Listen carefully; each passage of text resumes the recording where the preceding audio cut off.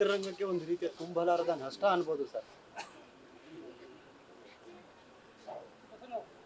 ನಷ್ಟ ಲಾಭ ಸತತವಾಗಿ ನಡೀತಾ ಇರುತ್ತೆ.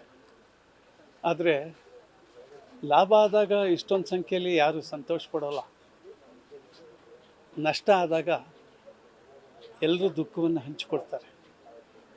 ಇವತ್ತು ನಮ್ಮದೇ ದುಃಖದ ಪಾಲು.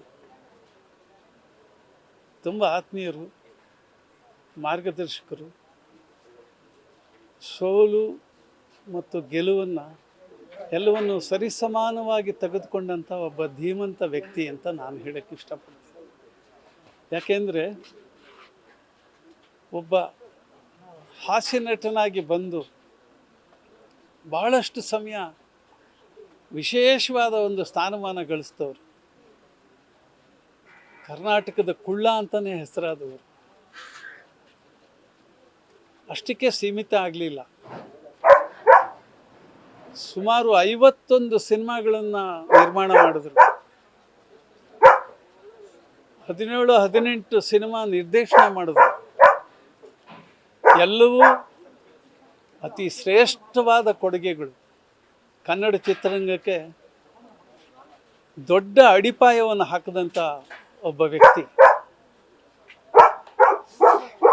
ಅಂಥ ಹೃದಯವಂತ ಒಬ್ಬ ವ್ಯಕ್ತಿನ ನಾವು ಇವತ್ತು ಕಳ್ಕೊಂಡಿದ್ದೀವಿ.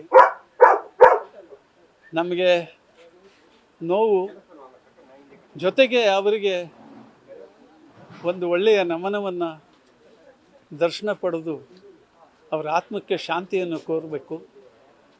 ಅವರ ಕುಟುಂಬದವರಿಗೆ ಈ ದುಃಖವನ್ನು ಅರಗಿಸ್ಕೊಳ್ಳುವಂಥ ಶಕ್ತಿ ಪರಮಾತ್ಮ ಕೊಡಲಿ ಅಂತ ನಾನು ಪ್ರಾರ್ಥನೆ ಮಾಡ್ತೀನಿ. ವಿಷ್ಣು ಸರ್ಗೆ ತುಂಬ ಆತ್ಮೀಯರು. ವಿಷ್ಣು ಸರ್ ಅಗಲಿಕೆ ನಂತರ ದ್ವಾರಕಿ ಸರ್ ಕೂಡ ತುಂಬ ನೋವಿನಲ್ಲಿದ್ರು, ಜೊತೆಗೆ ಒಂದು ಪಶ್ಚಾತ್ತಾಪದಲ್ಲೂ ಇದ್ರು ಅನ್ನೋ ವಿಚಾರ. ಆ ವಿಚಾರವಾಗಿ ಏನಾದ್ರು ನಿಮ್ಮ ಜೊತೆ ಮಾತಾಡಿದ್ರೆ ಯಾವ ಥರ ದ್ವಾರಕಿ ಸರ್? ಅವರು ಮಾತಾಡಿರ್ಬೋದು, ಮಾತು ಎಲ್ಲರ ಬಗ್ಗೆನೂ ಆಡ್ತಾರೆ. ವಿಷ್ಣುವರ್ಧನ್ ಮಾತ್ರ ಅಂತಲ್ಲ.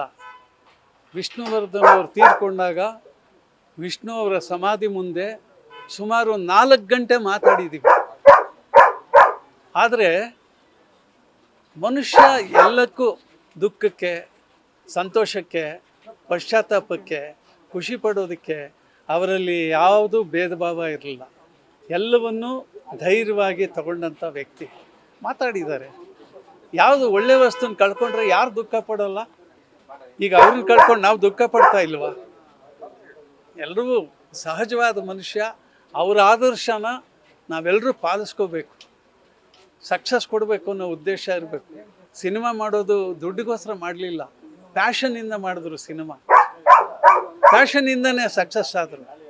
ಸಣ್ಣ ಪ್ರಮಾಣದಲ್ಲಿ ಬಂದವರು ಇಷ್ಟು ದೊಡ್ಡದಾಗಿ ಮೆರೆದಿದ್ದಾರೆ ಅಂತಂದರೆ ಅದು ಅವ್ರ ವ್ಯಕ್ತಿತ್ವ, ಜೊತೆಗೆ ಅವರ ಶ್ರದ್ಧೆ, ಒಂದು ಭಕ್ತಿ ಎಲ್ಲವೂ ಇತ್ತು ಅವರ ಕೃತಿಯಲ್ಲಿ. ಈಗಲೂ ಅಷ್ಟೇ. ಸಿನಿಮಾ ಅಂದರೆ ಅವರು ಎಷ್ಟು ಪ್ರಾಣ ಬಿಡ್ತಾಯಿದ್ರು ಅಂದರೆ ಅಷ್ಟು ಗೊತ್ತು ನನಗೆ.